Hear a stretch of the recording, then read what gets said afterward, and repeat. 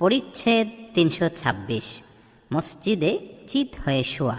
হাদিস ৪৬১।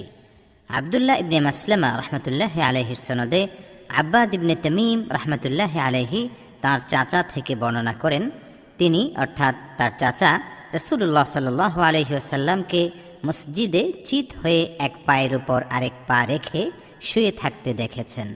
ইবনে শিহাব রহমতুল্লাহ আলাইহি সাঈদ ইবনে মুসাইয়িব রহমতুল্লাহ আলাইহি থেকে বর্ণনা করেন যে ওমর রাদিয়াল্লাহু আনহু ও ওসমান রাদিয়াল্লাহু আনহু এরূপ করতেন। পরিচ্ছেদ ৩২৭। লোকের অসুবিধা না হলে রাস্তায় মসজিদ বানানো বৈধ। হাসান বসরি, আইয়ুব এবং মালিক রাহিমাহুমুল্লাহ এরূপ বলেছেন। হাদিস ৪৬২। ইয়াহইয়া ইবনে বুকাইর রহমতুল্লাহ আলাইহির সনদে নবী করিম সাল্লাল্লাহু আলাইহি ওয়াসাল্লামের সহধর্মিনী আয়েশা রাদিয়াল্লাহু আনহা থেকে বর্ণিত, তিনি বলেছেন, আমার জ্ঞান মতে আমি আমার পিতামাতাকে সবসময় দ্বীনের অনুসরণ করতে দেখেছি, আর আমাদের এমন কোনো দিন যায়নি যে রাসূলুল্লাহ সাল্লাল্লাহু আলাইহি ওয়াসাল্লাম সে দিনের উভয় প্রান্তে সকাল সন্ধ্যায় আমাদের কাছে আসেননি। তারপর আবু বকর রাদিয়াল্লাহু আনহুর মসজিদ নির্মাণের প্রয়োজন দেখা দিল। তিনি তার ঘরের আঙ্গিনায় একটি মসজিদ তৈরি করলেন। তিনি এতে সালাত আদায় করতেন ও কোরআন তিলাওয়াত করতেন। মুশরিকদের মহিলা ও ছেলে মেয়েরা সেখানে দাঁড়াতো এবং এতে তারা বিস্মিত হয়ে তার দিকে তাকিয়ে থাকত। আবু বকর রাদিয়াল্লাহু আনহু ছিলেন একজন অধিক রোদনকারী ব্যক্তি। তিনি কোরআন পড়া শুরু করলে অশ্রু সংবরণ করতে পারতেন না। তার এ অবস্থা নেতৃস্থানীয় মুশরিক কুরাইশদের শঙ্কিত করে তুলল। পরিচ্ছেদ ৩২৮। বাজারের মসজিদে সালাত আদায়। ইবনে আউন রহমতুল্লাহ আলাইহি ঘরের মসজিদে সালাত আদায় করতেন, যার দরজা বন্ধ করা হতো। হাদিস ৪৬৩। মুসাদ্দাদ রহমতুল্লাহ আলাইহির সনদে আবু হুরায়রা রাদিয়াল্লাহু আনহু থেকে বর্ণিত, নবী করিম সাল্লাল্লাহু আলাইহি ওয়াসাল্লাম বলেছেন, জামাতের সাথে সালাত আদায় করলে ঘর বা বাজারে সালাত আদায় করার চাইতে ২৫ গুণ সওয়াব বৃদ্ধি পায়। কেননা তোমাদের কেউ যদি ভালো করে ওযু করে কেবল সালাতের উদ্দেশ্যেই মসজিদে আসে, সে মসজিদে প্রবেশ করা পর্যন্ত যতবার কদম রাখে তার প্রতিটির বিনিময়ে আল্লাহ তাআলা তার মর্যাদা ক্রমান্বয়ে উন্নীত করবেন এবং তার এক একটি করে গুনাহ মাফ করবেন।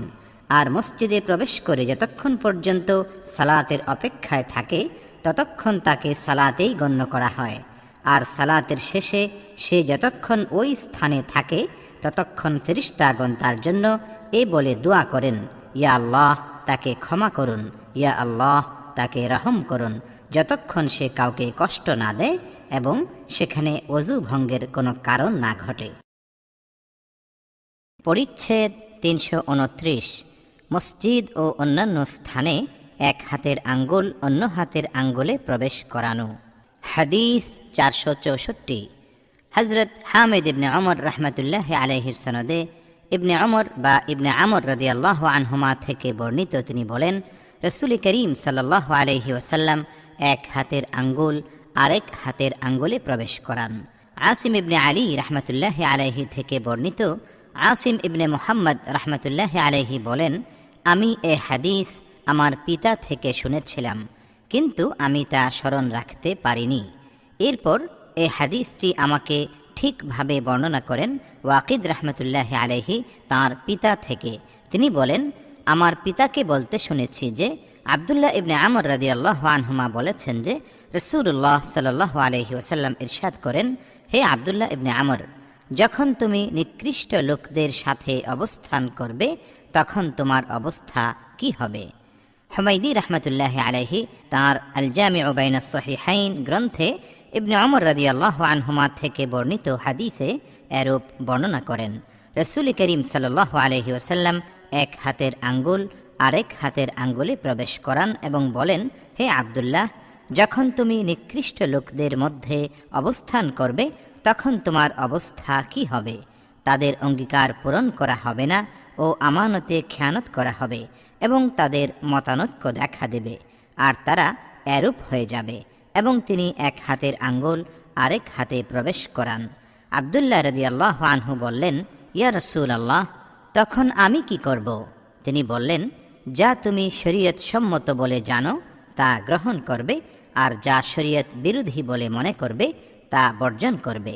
আর তুমি নিজেকে নিজে বাঁচাবে আর সাধারণ লোকদেরকে তাদের অবস্থার ওপর ছেড়ে দেবে। হাদিস 465।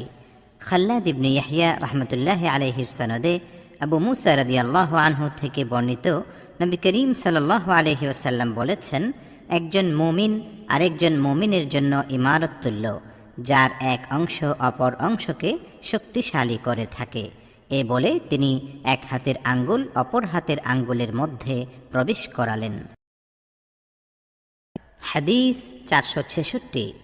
ইসহাক রাহমাতুল্লাহি আলাইহির সনদে আবু হুরায়রা রাদিয়াল্লাহু আনহু থেকে বর্ণিত, রাসূলুল্লাহ সাল্লাল্লাহু আলাইহি ওয়াসাল্লাম একবার আমাদের বিকালের এক সালাতে ইমামতি করলেন। ইবনে সিরিন রাহমাতুল্লাহি আলাইহি বলেন, আবু হুরায়রা রাদিয়াল্লাহু আনহু সালাতের নাম বলেছিলেন, কিন্তু আমি তা ভুলে গিয়েছি। আবু হুরায়রা রাদিয়াল্লাহু আনহু বলেন, তিনি আমাদের নিয়ে 2 রাকাত সালাত আদায় করে সালাম ফেরালেন। তারপর মসজিদে রাখা এক টুকরা কাঠের উপর ভর দিয়ে দাঁড়ালেন। তাকে রাগান্বিত মনে হচ্ছিল।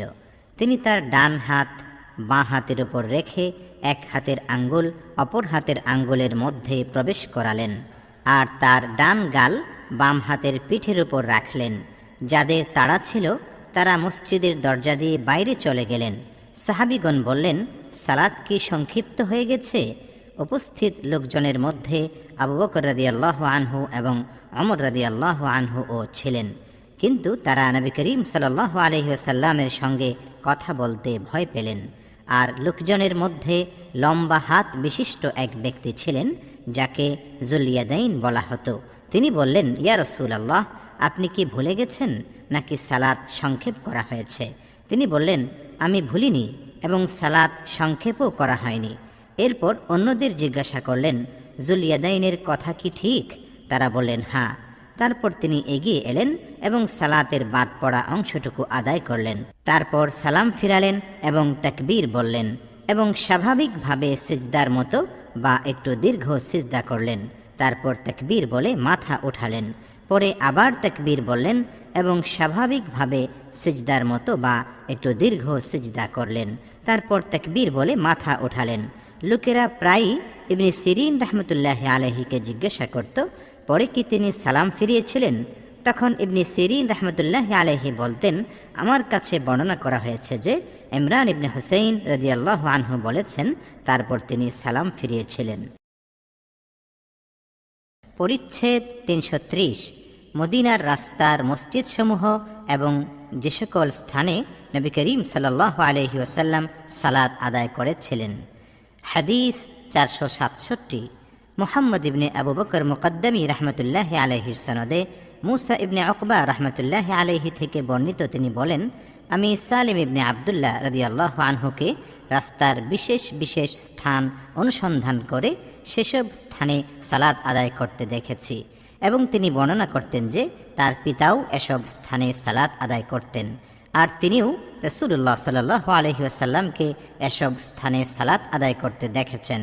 মুসা ইবনে উকবা রাহমাতুল্লাহি আলাইহি বলেন, নাফি রাহমাতুল্লাহি আলাইহি ও আমার কাছে ইবনে ওমর রাদিয়াল্লাহু আনহু থেকে বর্ণনা করেছেন যে তিনি সেসব স্থানে সালাত আদায় করতেন। তারপর আমি সালিম রাহমাতুল্লাহি আলাইহিকে জিজ্ঞাসা করি, আমার জানামতে তিনিও সেসব স্থানে সালাত আদায়ের ব্যাপারে নাফি রাহমাতুল্লাহি আলাইহির সাথে একমত পোষণ করেছেন, তবে শরফুর রৌহা নামক স্থানের মসজিদের ব্যাপারে তারা ভিন্নমত প্রকাশ করেছেন। হাদিস 468। ইব্রাহিম ইবনে মুনজির আল হিজামি রাহমাতুল্লাহি আলাইহির সনদে আব্দুল্লাহ ইবনে ওমর রাদিয়াল্লাহু আনহুমা থেকে বর্ণিত, রাসূলুল্লাহ সাল্লাল্লাহু আলাইহি ওয়াসাল্লাম উমরা ও হজের জন্য রওনা হলে যুলহুলাইফায় অবতরণ করতেন, বাবলা গাছের নিচে যুলহুলাইফার মসজিদের স্থানে।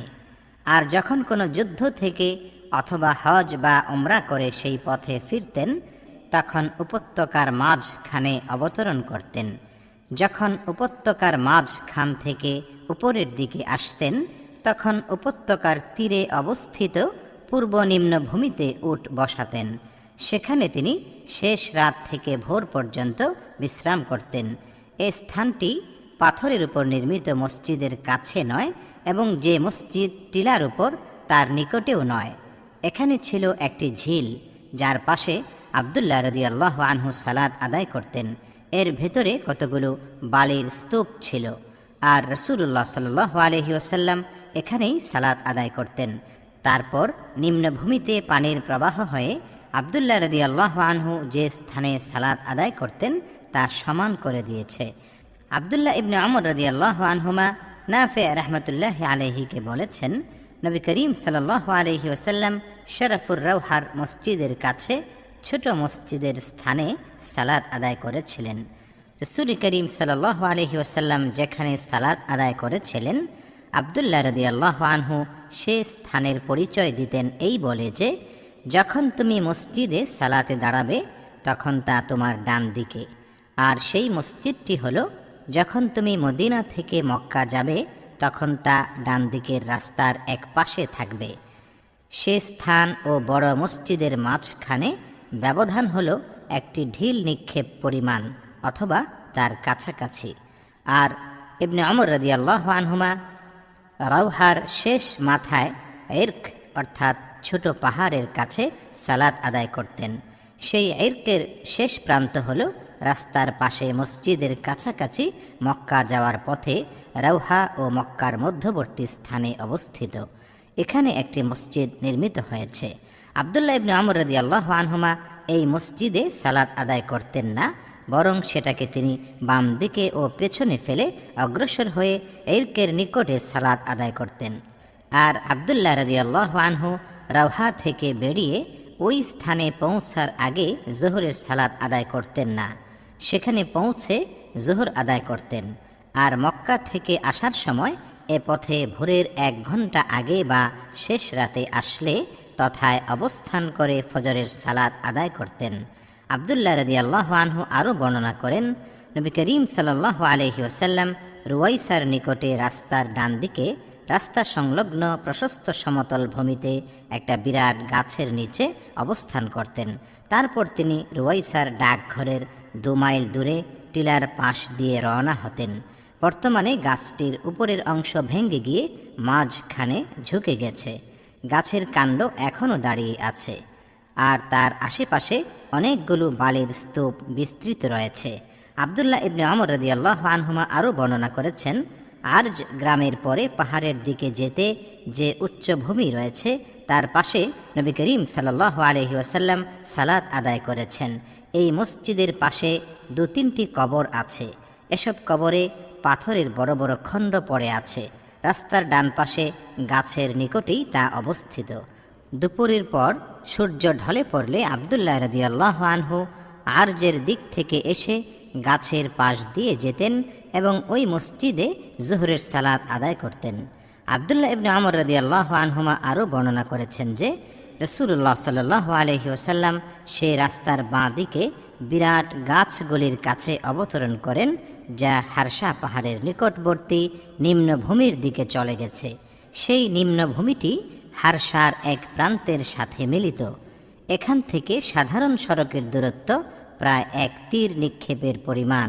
আব্দুল্লাহ ইবনে আমর রাদিয়াল্লাহু আনহুমা সেই গাছগুলির মধ্যে একটির কাছে সালাত আদায় করতেন, যা ছিল রাস্তার নিকটবর্তী এবং সবচাইতে উঁচু।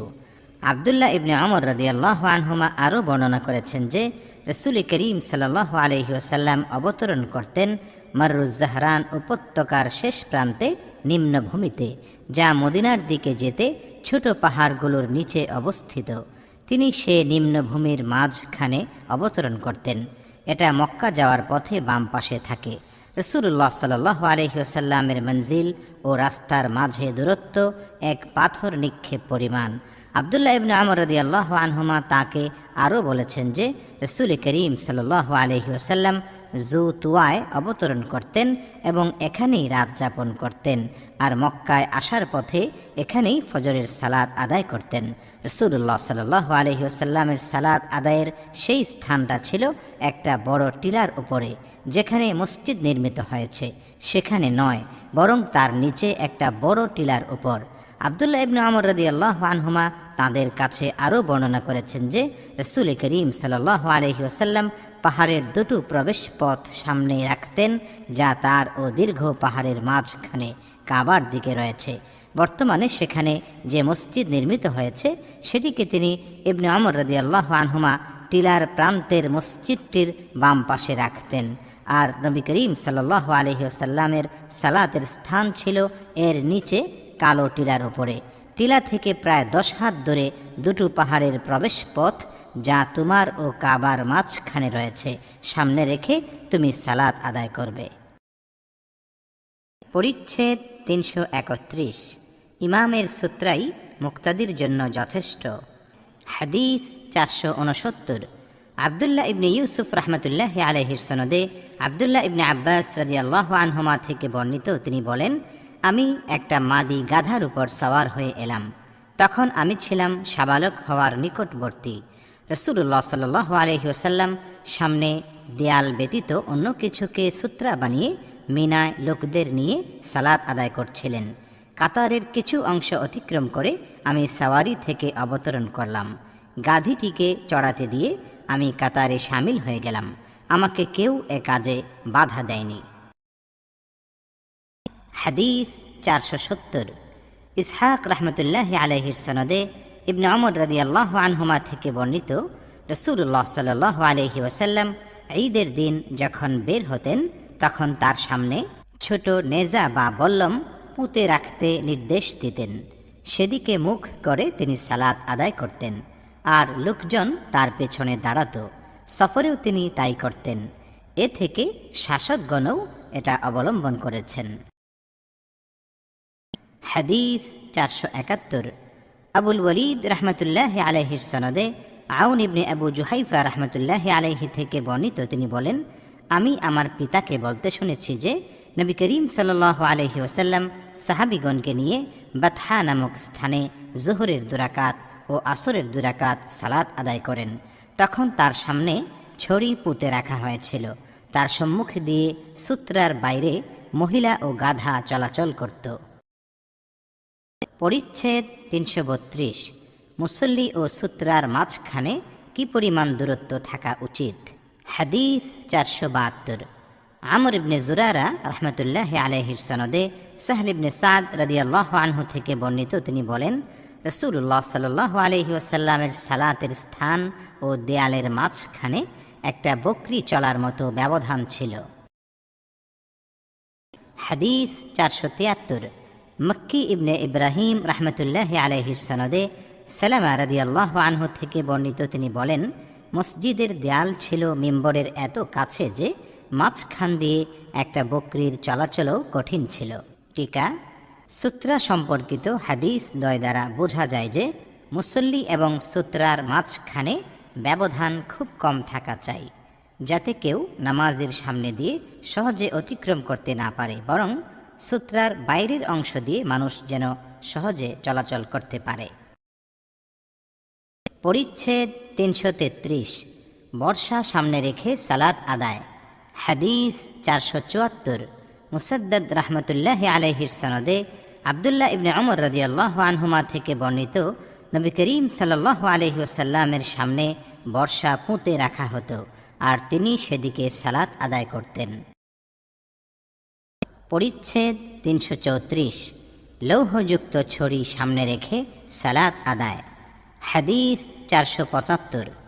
আদম রাহমাতুল্লাহি আলাইহির সনদে আউন ইবনে আবু জুহাইফা রাহমাতুল্লাহি আলাইহি থেকে বর্ণিত, তিনি বলেন, আমি আমার পিতার কাছ থেকে শুনেছি, তিনি বলেছেন, একদিন দুপুরে আমাদের সামনে রাসূলুল্লাহ সাল্লাল্লাহু আলাইহি ওয়াসাল্লাম তশরিফ আনলেন।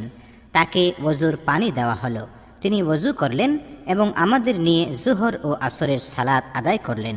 সালাতের সময় তার সামনে ছিল লৌহযুক্ত ছড়ি, যার বাইরের দিক দিয়ে মহিলা ও গাধা চলাচল করত।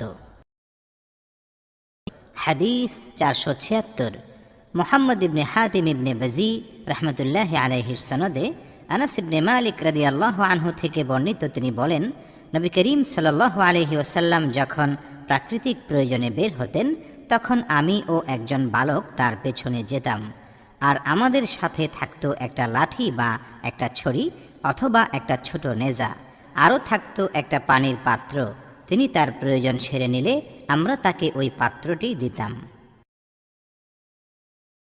পরিচ্ছেদ ৩৩৫। মক্কা ও অন্যান্য স্থানে সূত্রা।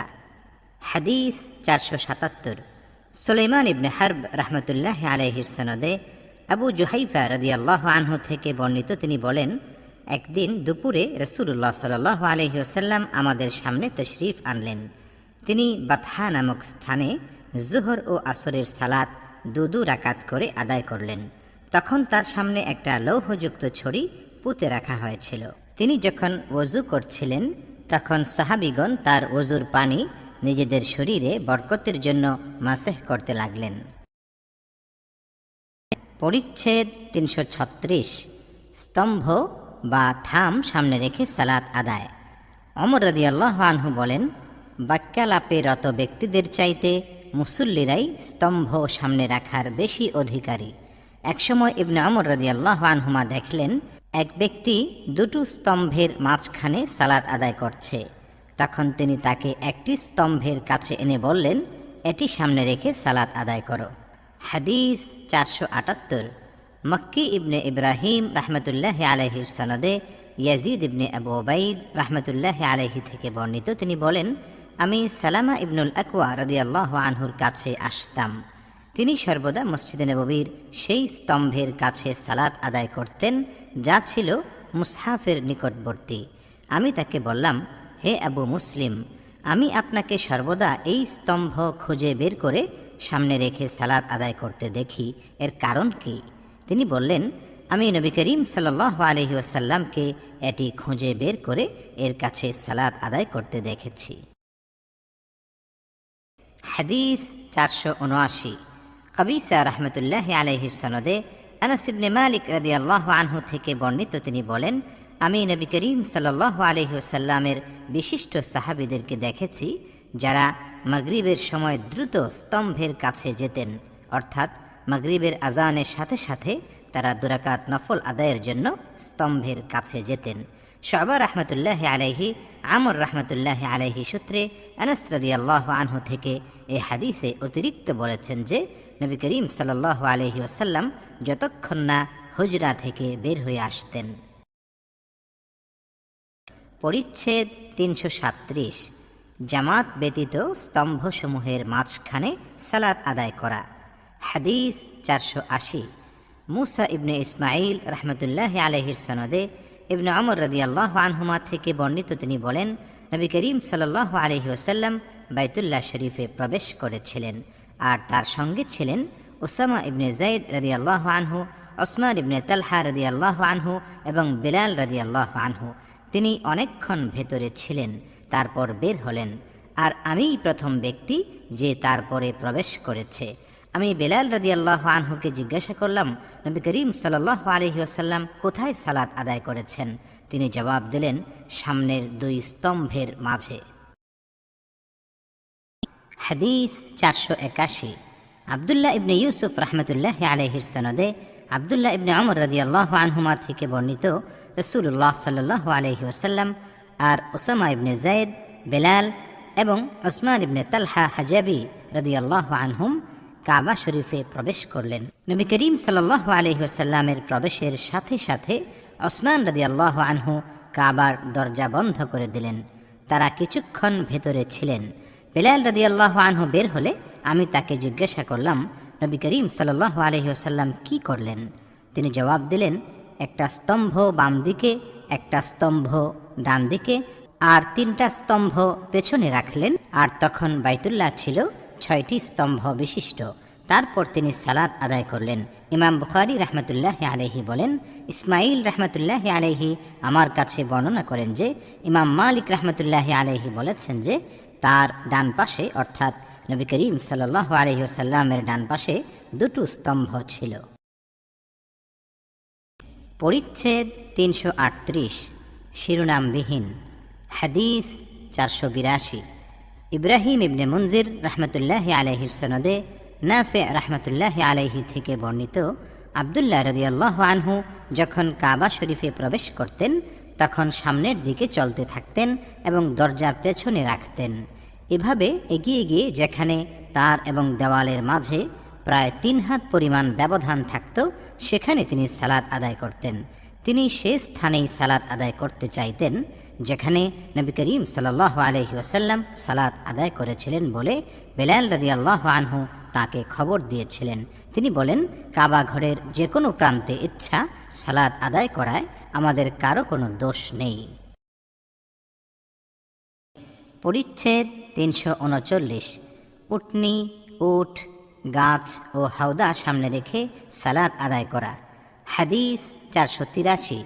মুহাম্মদ ইবনে আবু বকর মুকদ্দমি আল বসরি রাহমাতুল্লাহি আলাইহির সনদে ইবনে ওমর রাদিয়াল্লাহু আনহুমা থেকে বর্ণিত, নবী করিম সাল্লাল্লাহু আলাইহি ওয়াসাল্লাম তার উটনিকে সামনে রেখে সালাত আদায় করতেন।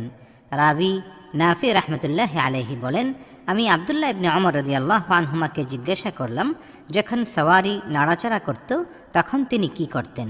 তিনি বলেন, তিনি তখন হাওদা নিয়ে সোজা করে নিজের সামনে রাখতেন আর তার শেষাংশের দিকে সালাত আদায় করতেন। নাফি রাহমাতুল্লাহি আলাইহি বলেন, ইবনে ওমর রাদিয়াল্লাহু আনহুমা ও এরূপ করতেন। পরিচ্ছেদ 340। চৌকি সামনে রেখে সালাত আদায় করা। হাদিস 484। ওসমান ইবনে আবু শাইবা রাহমাতুল্লাহি আলাইহির সনদে আয়েশা রাদিয়াল্লাহু আনহা থেকে বর্ণিত, তিনি বলেন, তোমরা আমাদেরকে কুকুর গাধার সমান করে ফেলেছ। আমি নিজে এ অবস্থায় ছিলাম যে আমি চৌকির উপর শুয়ে থাকতাম আর নবী করিম সাল্লাল্লাহু আলাইহি ওয়াসাল্লাম এসে চৌকির মাঝ বরাবর দাঁড়িয়ে সালাত আদায় করতেন। এভাবে আমি সামনে থাকা পছন্দ করতাম না, তাই আমি চৌকির পায়ের দিকে সরে গিয়ে চুপি চুপি নিজের ল্যাব থেকে বেরিয়ে পড়তাম। পরিচ্ছেদ 341। সালাতের সম্মুখ দিয়ে অতিক্রমকারীকে মুসল্লির বাধা দেওয়া উচিত। ইবনে ওমর রাদিয়াল্লাহু আনহুমা তাশাহুদে বসা অবস্থায় এবং কাবা শরীফেও নামাজের সামনে দিয়ে অতিক্রমকারীকে বাধা দিয়েছেন এবং তিনি বলেন, সে অতিক্রম করা থেকে বিরত থাকতে অস্বীকার করলে মুসল্লি প্রয়োজনে তার সাথে লড়বে। হাদিস 485। আবু মা'মার রাহমাতুল্লাহি আলাইহি ও আদম ইবনে আবু ইয়াস রাহমাতুল্লাহি আলাইহির সনদে আবু সালেহ সাম্মান রাহমাতুল্লাহি আলাইহি থেকে বর্ণিত, তিনি বলেন, আমি আবু সাঈদ খুদরি রাদিয়াল্লাহু আনহুকে দেখেছি, তিনি জুমার দিন লোকদের জন্য সূত্রা হিসাবে কোনো কিছু সামনে রেখে সালাত আদায় করছিলেন। আবু মুআইদ গোত্রের এক যুবক তার সামনে দিয়ে যেতে চাইল। আবু সাঈদ খুদরি রাদিয়াল্লাহু আনহু তার বুকে ধাক্কা মারলেন। যুবকটি লক্ষ্য করে দেখল যে তার সামনে দিয়ে যাওয়া ছাড়া অন্য কোনো পথ নেই, এজন্য সে পুনরায় তার সামনে দিয়ে যেতে চাইল। এবারে আবু সাঈদ খুদরি রাদিয়াল্লাহু আনহু প্রথমবারের চাইতে জোরে ধাক্কা দিলেন। ফলে আবু সাঈদ খুদরি রাদিয়াল্লাহু আনহুকে তিরস্কার করে সে মারওয়ানের কাছে গিয়ে আবু সাঈদ খুদরি রাদিয়াল্লাহু আনহুর ব্যবহারের বিরুদ্ধে অভিযোগ দায়ের করল। এদিকে তার পরপরই আবু সাঈদ খুদরি রাদিয়াল্লাহু আনহু ও মারওয়ানের কাছে গেলেন। মারওয়ান তাকে বললেন, হে আবু সাঈদ, তোমার এই ভাতিজার কি ঘটেছে? তিনি জবাব দিলেন, আমি নবী করিম সাল্লাল্লাহু আলাইহি ওয়াসাল্লামকে বলতে শুনেছি যে তোমাদের কেউ যদি লোকদের জন্য সামনে সূত্রা রেখে সালাত আদায় করে আর কেউ যদি তার সামনে দিয়ে যেতে চায় তাহলে যেন সে তাকে বাধা দেয়। সে যদি না মানে তবে সে ব্যক্তি অর্থাৎ মুসল্লি যেন তার সাথে মোকাবেলা করে, কারণ সে শয়তান। পরিচ্ছেদ 342। মুসল্লির সম্মুখ দিয়ে গমনকারীর গুনাহ। হাদিস 486। আব্দুল্লাহ ইবনে ইউসুফ রাহমাতুল্লাহি আলাইহির সনদে বুসর ইবনে সাঈদ রাহমাতুল্লাহি আলাইহি থেকে বর্ণিত যে যায়েদ ইবনে খালিদ রাদিয়াল্লাহু আনহু তাকে আবু জুহাইম রাদিয়াল্লাহু আনহুর কাছে পাঠালেন যেন তিনি তাকে জিজ্ঞাসা করেন যে মুসল্লির সামনে দিয়ে অতিক্রমকারীর সম্পর্কে তিনি রাসূলুল্লাহ সাল্লাল্লাহু আলাইহি ওয়াসাল্লাম থেকে কি শুনেছেন। তখন আবু জুহাইম রাদিয়াল্লাহু আনহু বললেন, রাসূলুল্লাহ সাল্লাল্লাহু আলাইহি ওয়াসাল্লাম বলেছেন, যদি মুসল্লির সামনে দিয়ে অতিক্রমকারী জানতো এটা কত বড় অপরাধ, তাহলে সে মুসল্লির সামনে দিয়ে অতিক্রম করার চাইতে 40 দিন অথবা 40 মাস অথবা 40 বছর দাঁড়িয়ে থাকা উত্তম মনে করত। আবু নজর রাহমাতুল্লাহি আলাইহি বলেন, আমার জানা নেই তিনি কি 40 দিন বা 40 মাস বা 40 বছর বলেছেন। পরিচ্ছেদ 343। কারো দিকে মুখ করে সালাত আদায় করা। ওসমান রাদিয়াল্লাহু আনহু সালাতরত অবস্থায় কাউকে সামনে রাখা মাকরুহ মনে করতেন। এ হুকুম তখনই প্রযোজ্য যখন তা মুসল্লিকে অন্যমনস্ক করে দেয়, কিন্তু যখন অন্যমনস্ক করে না, তখন যায়েদ ইবনে সাবিত রাদিয়াল্লাহু আনহুর মত অনুসারে কোনো ক্ষতি নেই। তিনি বলেন, একজন আরেকজনের সালাত নষ্ট করতে পারে না। হাদিস 487। ইসমাঈল ইবনে খলিল রাহমাতুল্লাহি আলাইহির সনদে আয়েশা রাদিয়াল্লাহু আনহা থেকে বর্ণিত, একবার তার সামনে সালাত নষ্টকারী জিনিসের আলোচনা করা হলো। লোকেরা বলল, কুকুর, গাধা ও মহিলা সালাত নষ্ট করে দেয়। আয়েশা রাদিয়াল্লাহু আনহা বললেন, তোমরা আমাদের কুকুরের সমান করে দিয়েছ। আমি নবী করিম সাল্লাল্লাহু আলাইহি ওয়াসাল্লামকে দেখেছি সালাত আদায় করছেন, আর আমি তার ও কিবলার মাঝখানে চৌকির উপর কাত হয়ে শুয়ে থাকতাম। কোনো কোনো সময় আমার বের হওয়ার দরকার হতো এবং তার সামনের দিকে যাওয়া অপছন্দ করতাম, এজন্য আমি চুপে চুপে সরে পড়তাম। আমাশ রাহমাতুল্লাহি আলাইহি আয়েশা রাদিয়াল্লাহু আনহা থেকে অনুরূপ বর্ণনা করেছেন। পরিচ্ছেদ 344। ঘুমন্ত ব্যক্তির পেছনে সালাত আদায়। হাদিস 488। মুসাদ্দাদ রাহমাতুল্লাহি আলাইহির সনদে আয়েশা রাদিয়াল্লাহু আনহা থেকে বর্ণিত, তিনি বলেন, নবী করিম সাল্লাল্লাহু আলাইহি ওয়াসাল্লাম সালাত আদায় করতেন, আর আমি তখন তার বিছানায় আড়াআড়িভাবে শুয়ে থাকতাম। ভিতর পড়ার সময় তিনি আমাকেও জাগাতেন, তখন আমিও ভিতর পড়তাম।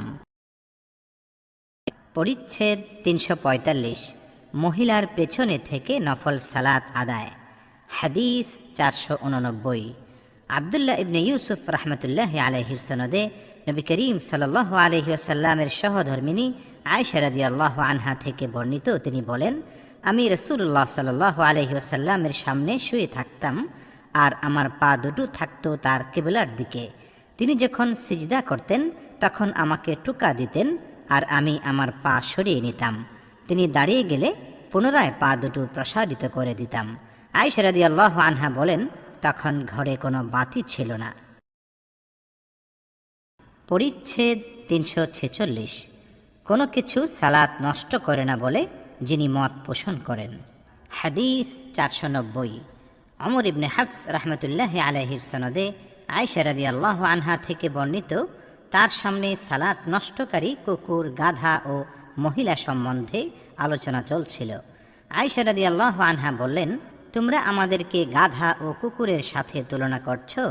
আল্লাহর কসম, আমি রাসূল করিম সাল্লাল্লাহু আলাইহি ওয়াসাল্লামকে সালাত আদায় করতে দেখেছি, তখন আমি চৌকির উপরে তার ও কিবলার মাঝখানে শায়িত ছিলাম। আমার প্রয়োজন দেখা দিলে উঠে বসা অপছন্দ করতাম, কেননা তাতে নবী করিম সাল্লাল্লাহু আলাইহি ওয়াসাল্লামের কষ্ট হতে পারে, তাই আমি তার পায়ের পাশ দিয়ে চুপে চুপে বের হয়ে পড়তাম। হাদিস 491। ইসহাক ইবনে ইব্রাহিম রাহমাতুল্লাহি আলাইহির সনদে রাসূল করিম সাল্লাল্লাহু আলাইহি ওয়াসাল্লামের সহধর্মিনী আয়েশা রাদিয়াল্লাহু আনহা থেকে বর্ণিত, তিনি বলেন, রাসূলুল্লাহ সাল্লাল্লাহু আলাইহি ওয়াসাল্লাম রাতে উঠে সালাতে দাঁড়াতেন, আর আমি তার ও কিবলার মাঝখানে আড়াআড়িভাবে তার পারিবারিক বিছানায় শুয়ে থাকতাম। পরিচ্ছেদ 347। সালাতে নিজের ঘাড়ে কোনো ছোট মেয়েকে তুলে নেয়া। হাদিস 492।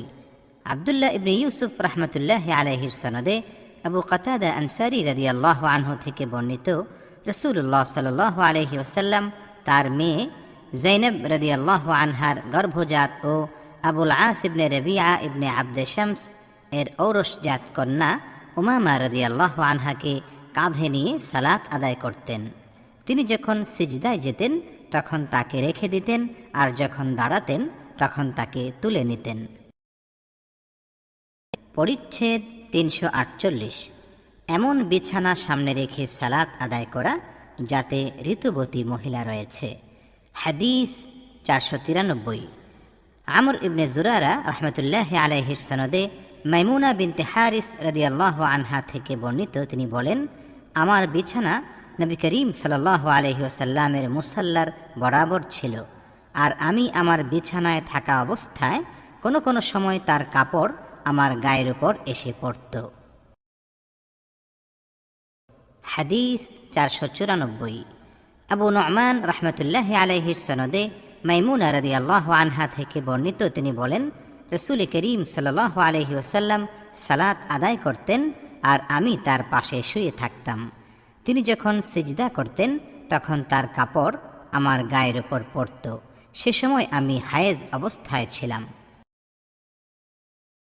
পরিচ্ছেদ 349।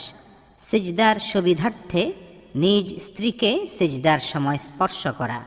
হাদিস 495। আমর ইবনে আলী রাহমাতুল্লাহ আলাইহির সনদে আয়েশা রাদিয়াল্লাহু আনহা থেকে বর্ণিত, তিনি বলেন, তোমরা আমাদেরকে কুকুর ও গাধার সমান করে বড়ই খারাপ করেছ, অথচ আমি নিজেকে এ অবস্থায় দেখেছি যে রাসূলুল্লাহ সাল্লাল্লাহু আলাইহি ওয়াসাল্লামের সালাত আদায়ের সময় আমি তার ও কিবলার মাঝখানে শুয়ে থাকতাম।